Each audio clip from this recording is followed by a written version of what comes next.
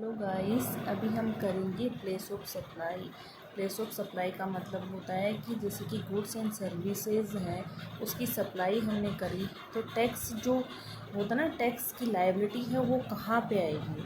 किस जगह पे आएगी, और उसी से डिसाइड होता है कि जैसे कि इंट्रा स्टेट है या इंटर स्टेट है। जैसे कि लोकेशन ऑफ सप्लाई मतलब location of supplier and place of supply अगर सेम स्टेट में हो देन इंट्रा स्टेट होगा। वहीं location of supplier and place of supply different state में हो देन इंटर स्टेट होगा। ठीक है। अब क्या होता है कि प्लेस ऑफ सप्लाई की सेक्शंस जो है, सेक्शन 10 है वो गुड्स की सेक्शन है, 10 एंड 11। लेकिन उसमें क्या होता है कि वो होती है जिसमें लोकेशन ऑफ रेसिपिएंट और सप्लायर मतलब कि गुड्स वगैरह जो है देने वाला एंड गुड्स रिसीव करने वाला वो दोनों एक ही स्टेट में हो, देन एक ही स्टेट इंडिया के अंदर हो तो हमारे 10 एंड 11 लगेगी। और 12 है वो सर्विसेज के लिए है और 13 वो है सर्विसेज के लिए है। लेकिन वो अगर रेसिपिएंट या फिर सप्लायर कोई भी एक जना भी आउट ऑफ इंडिया है ना तो उसके लिए सेक्शन 13 लग जाएगी। अब हम करेंगे सेक्शन 10। ठीक है। Place of supply in case of goods के केस में first of all guys I will tell you then कि ये जो नोट्स है वो मैंने खुद ने बनाए हैं तो इतने इफ़ेक्टिवली नहीं है बट मेरे लिए सफिशेंट है। ठीक है। So please ignore it. Explain कर रही हूँ तो उस पर समझने पे कंसंट्रेट कर दीजिए। ठीक है। ओके गाइज, ठीक है। देन क्या होता है, फर्स्ट केस है supply of goods involve movement of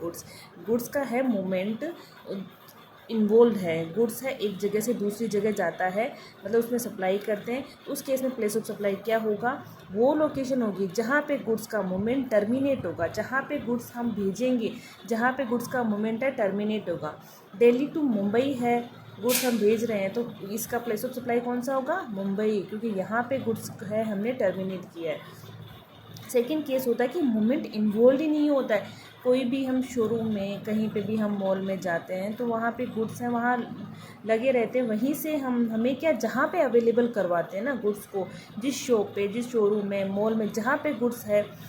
available होते हैं eight the time of delivery वहीं प्लेस ऑफ सप्लाई हो जाएगा। जैसे कि प्लेस ऑफ सप्लाई कौन सा होगा, location of goods at the time of delivery to the recipient. Okay, तो ये मूवमेंट नहीं हो तब होता है। फिर होता है कि गुड्स डिलीवर किया है किसको, पर्सन को, on the direction of buyer. मतलब इसमें ये bill to ship to model इसमें काम आता है। इसमें क्या होता है, देखो कि जैसे एक पर्सन है सप्लायर, उसको क्या है, सप्लायर के पास में ऑर्डर आता है बी के द्वारा, ए है सप्लायर, बी है वो ऑर्डर करता है कि भाई हमें है गुड्स भेज दीजिए। ठीक है, तो वो रेसिपिएंट हो गया और बिल है उसके नाम पे, इनवॉइस उसी के नाम पे, बी के नाम पे बनाएंगे। लेकिन वो क्या, उसको क्या बी क्या बोलता है कि तुम एक काम करो, सी है ना उसको तुम भेज दो मुझे भेजने की बजाय, पेमेंट तो बी करेगा उसको लेकिन गुड्स किसको भेजना पड़ेगा, सी को। तो ए है सी को भेज रहा है डायरेक्ट, तो इसका मतलब ये नहीं होता है कि सी है उसी का हम वो प्लेस ऑफ सप्लाई मान लेंगे, ना ना ना, ये बी जो है ना, जो रेसिपिएंट है जिसके नाम पे बिल हमने बनाया है, जिसको इनवॉइस हमने दिया है, तो क्या होता है उसी के नाम पे प्लेस ऑफ सप्लाई होगा, उसी के लोकेशन को प्लेस ऑफ सप्लाई बोलेंगे। ठीक है, ये क्या लिखा हुआ है, place of supply will be principal place of business of buyer, जिसके नाम पे बिल बनेगा प्रिंसिपल प्लेस ऑफ बिजनेस। देखना ना, अब इसमें मैंने एक एग्जांपल लिया है, जैसे मुंबई वाला है सप्लायर है, दिल्ली वाला है रेसिपिएंट है जो डायरेक्शन दे रहा है, इंस्ट्रक्शन दे रहा है, तो ये इनवॉइस इसको दिल्ली वाले को करेगा, तो यहाँ पे प्लेस ऑफ सप्लाई दिल्ली होगा क्योंकि इसके नाम पे बिल हम बनाएंगे। अब ये एक सप्लाई होती है, सेकंड सप्लाई होती है, दिल्ली वाला है ये पुणे वाले को इनवॉइस भेजेगा, क्योंकि मतलब ये गुड्स तो ये भेज रहा है लेकिन क्या होता है इसके इंस्ट्रक्शन पे है दिल्ली वाले के, तो ये इनवॉइस 2 जो बनेगा ना उसकी प्लेस ऑफ सप्लाई जो होगी वो पुणे होगी। ठीक है। फोर्थ है goods supplied on board on the conveyance vessel aircraft train वगैरह। क्या होता है कि जैसे कि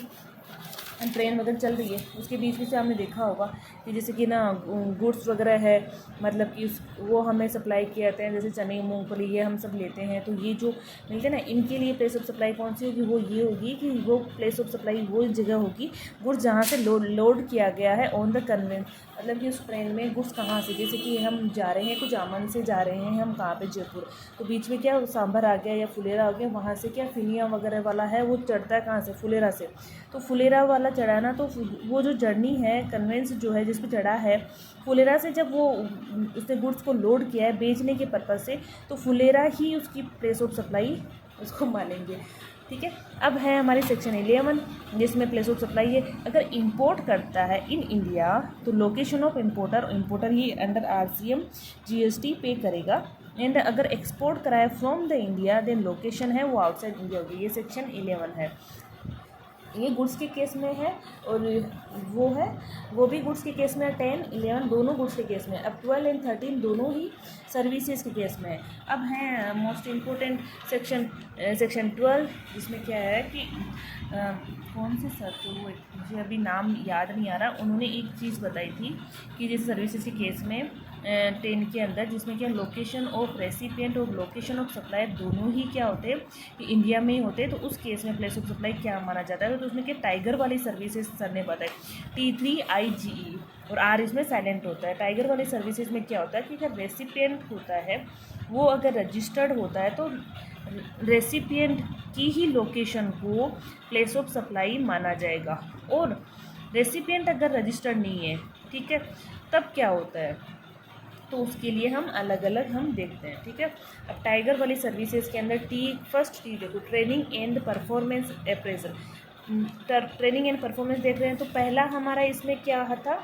इसमें ये था कि प्लेस ऑफ सप्लाई कौन सा होगा, लोकेशन ऑफ रेसिपिएंट, अगर रेसिपिएंट है रजिस्टर्ड हुआ तो, अगर रजिस्टर्ड नहीं हुआ तो प्लेस ऑफ सप्लाई क्या होगा, तो ये ट्रेनिंग वगैरह परफॉर्मेंस वगैरह कहाँ दी जा रही है, एक्चुअल में कहाँ परफॉर्म की जा रही है, तो उस लोकेशन को हम क्या कर लेंगे, प्लेस ऑफ सप्लाई मान लेंगे अगर रेसिपिएंट रजिस्टर्ड नहीं हुआ तो। ठीक है, अब सेकेंड टाइगर वाली में टी है वो ट्रांसपोर्ट ऑफ गुड्स, और हाँ इसमें गुड्स में male and courier services include करेंगे। ध्यान रखना सेक्शन जो 13 आएगी ना उसमें गुड्स में मेल एंड कोरियर इंक्लूड नहीं किया जाएगा, इसमें किया जाएगा, ये ध्यान रखना। फिर अब इसमें B2B है, सप्लाई है, जैसे कि लोकेशन ऑफ रेसिपिएंट ही प्लेस ऑफ सप्लाई होगा, क्योंकि रेसिपिएंट है वो रजिस्टर्ड है तो लोकेशन ऑफ रेसिपिएंट ही प्लेस ऑफ सप्लाई होगा, और अगर रजिस्टर्ड नहीं हुआ रेसिपिएंट अनरजिस्टर्ड हुआ तो क्या करेंगे, तो प्लेस ऑफ सप्लाई वो होगा जहाँ से गुड्स को हैंडओवर किया जाएगा फॉर ट्रांसपोर्टेशन। गुड्स को कहाँ से हैंडओवर किया है, कहाँ से उठाया गया है गुड्स को फॉर ट्रांसपोर्टेशन के लिए, तो उसी को क्या करेंगे, प्लेस ऑफ सप्लाई मानेंगे। और अगर if goods transport outside India हो रहा है then location of destination of goods, अगर आउटसाइड भेजा जा रहा है गुड्स को तो डेस्टिनेशन ऑफ गुड्स को ही प्लेस ऑफ सप्लाई कंसिडर किया जाएगा। थर्ड टी है वो है ट्रांसपोर्टेशन ऑफ पैसेंजर, उसमें B2B अगर है रजिस्टर्ड है recipient then location of recipient ही प्लेस ऑफ सप्लाई होगा, और अगर B2C है तो क्या होगा, जहाँ से पैसेंजर है वो इम्बार्क किया जाएगा फॉर कन्वेंस, मतलब कि इसका हमारी लैंग्वेज में बोला जाए तो जहाँ से कन्वेंस के ऊपर पैसेंजर है वो बैठ गया हो, जहाँ से वो बैठा है। ठीक है, प्लीज़ जहाँ पैसेंजर इम्बार्क हो on the conveyance for the continuous journey, on the conveyance for the continuous journey, जहाँ से पैसेंजर इम्बार्क हुआ हो। ओके, उसमें जो रिटर्न भी होगा ना उसको भी सेपरेट जर्नी मानेंगे, जैसे कि मुंबई टू दिल्ली गया है तो अब ये मुंबई से बैठा है ना तो मुंबई को प्लेस ऑफ सप्लाई मानेंगे, फिर ये दिल्ली से रिटर्न भी तो आएगा ना मुंबई, तब उस टाइम पे दिल्ली को प्लेस ऑफ सप्लाई माना जाएगा। फाइन, अगर इम्बार्कर not known then provision of general provision लगेगा, इसका जनरल प्रोविज़न हम बाद में देखेंगे। ठीक है, अब टाइगर वाली टी हो गई। आई है, आई में इंश्योरेंस सर्विसेज होती है गाइज, इसमें क्या है, अगर रेसिपिएंट रजिस्टर्ड है तो लोकेशन ऑफ रेसिपिएंट ही प्लेस ऑफ सप्लाई होगा, और अगर B2C है रजिस्टर्ड नहीं हुआ रेसिपिएंट तो सप्लायर के रिकॉर्ड में रेसिपिएंट का क्या एड्रेस है, इंश्योरेंस कंपनी वाले ना उनके जो रिकॉर्ड्स है उसमें रेसिपिएंट का क्या एड्रेस है वही प्लेस ऑफ सप्लाई हो जाएगा। फिर जैसे कि ना जी, अब आई हो गया जी होता है जनरल प्रोविज़न। जनरल प्रोविज़न है सेक्शन 12 का 12(2) क्या बोलता है कि अगर रेसिपिएंट है रजिस्टर्ड हुआ तो लोकेशन ऑफ रेसिपिएंट ही प्लेस ऑफ सप्लाई होगा, और अगर रजिस्टर्ड नहीं हुआ तो क्या होता है location of recipient of address, मतलब कि वो जो रेसिपिएंट का एड्रेस है वो ऑन रिकॉर्ड उसकी लोकेशन क्या है उसको हम प्लेस ऑफ सप्लाई मान लेंगे, और अगर सप्लायर के रिकॉर्ड में उसका एड्रेस नहीं होता है तो सप्लायर की लोकेशन को लास्ट में हम क्या करते हैं फिर प्लेस ऑफ सप्लाई मान लेंगे। ये जी हो गया।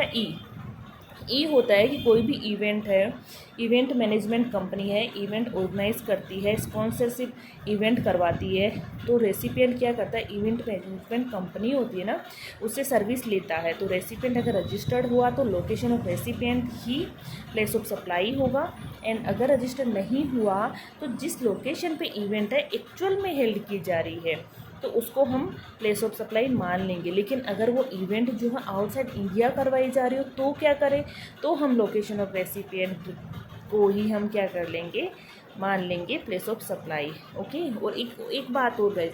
अगर इवेंट है मोर देन 1 स्टेट में अगर हेल्ड की जा रही है तो हम रेफ़र करेंगे रूल नंबर 5, जिसमें क्या होता है कि उनका कॉन्ट्रैक्ट हो रखा होता है, पहले से एग्रीमेंट किया होता है, उसके बेसिस पे होगा, या फिर इवेंट जहाँ हेल्ड हो तो वहाँ पे होगा, और इसका जो वैल्यू होती है प्रोपोर्शनेट किया जाएगा गेप के बेसिस पे, जनरली एक्सेप्टेड अकाउंटिंग प्रिंसिपल के बेसिस पे। ये इतना कोई ख़ास नहीं है, ये पूछेंगे तो हम ये लिख देंगे, ठीक है। फिर होता है सेकंड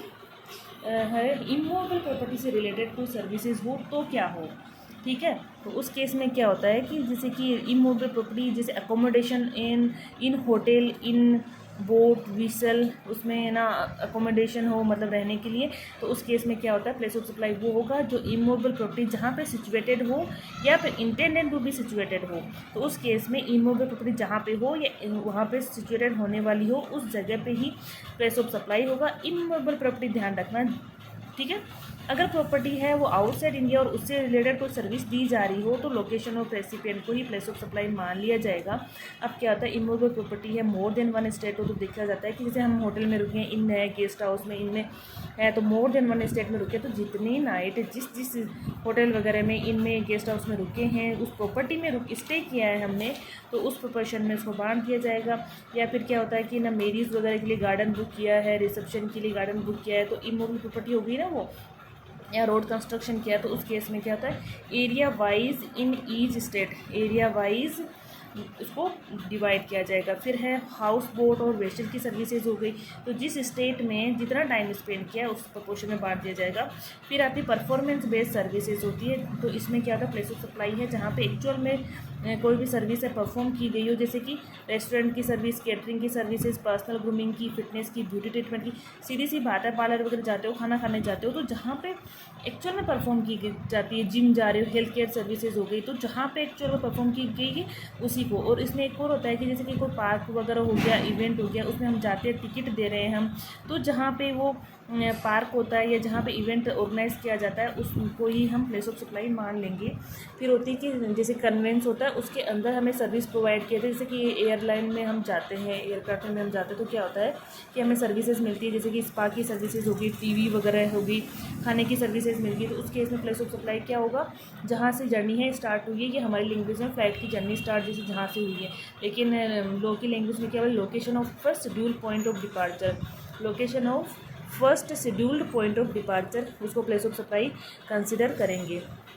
फिर गाइस आती है टेलीकम्युनिकेशन की सर्विसेज होती है, जिसमें क्या होता है कि हमारे घर पे है फिक्स लाइन है, टेलीफोन वगैरह है, वो है, सर्किट्स वगैरह है, डिश एंटीना वगैरह है, वो इस्टेब्लिश करते हैं हमारे घर के ऊपर, जैसे कर लिए कहीं पे भी कर रहे हो तो लोकेशन ऑफ फिक्स्ड इक्विपमेंट, जहाँ पे फिक्स किया गया इक्विपमेंट उसी को लोकेशन को प्लेस ऑफ सप्लाई मानेंगे। फिर क्या होता है पोस्ट पेड, किसी ने मोबाइल है उसका बिल जो आ रहा है पोस्ट पेड है, इंटरनेट सर्विस मिल रही है, तो वहाँ पे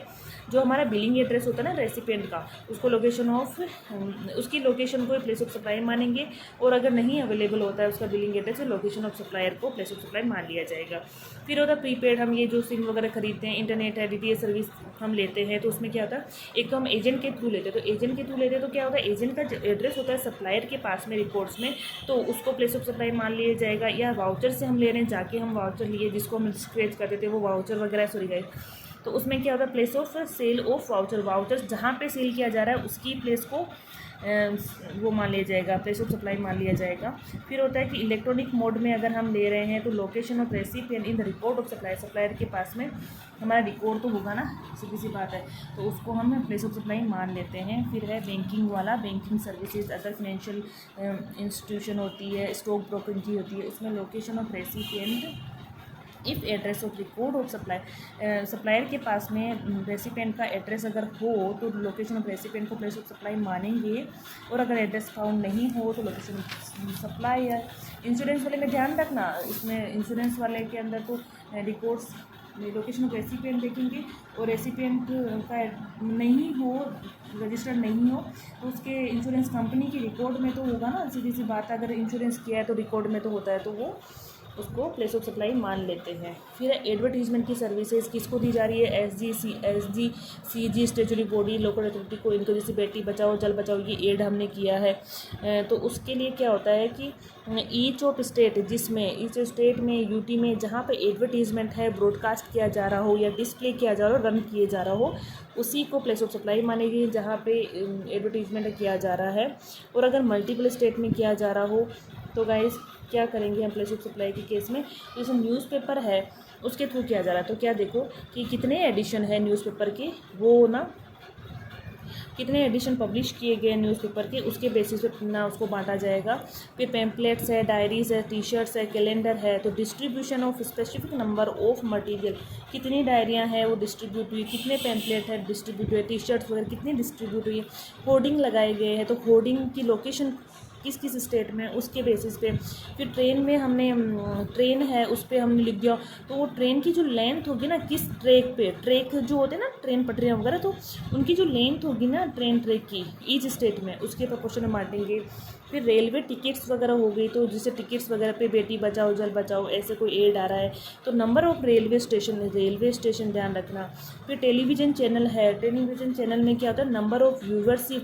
व्यूवर कितने व्यूवरशिप है इस चैनल पे वो आएगा। फिर इंटरनेट है तो नंबर ऑफ सब्सक्राइबर, नेट के सब्सक्राइबर कितने हैं उसके बेसिस पे बांटा जाएगा। अब आती है हमारी सेक्शन 13 जहाँ पे लोकेशन ऑफ सप्लायर या फिर लोकेशन ऑफ रेसिपिएंट कोई भी इनमें से है, वो अगर आउटसाइड होता है तो उस केस में प्लेस ऑफ सप्लाई क्या हो। ठीक है, अब ये गाइस हम करेंगे नेक्स्ट वीडियो में।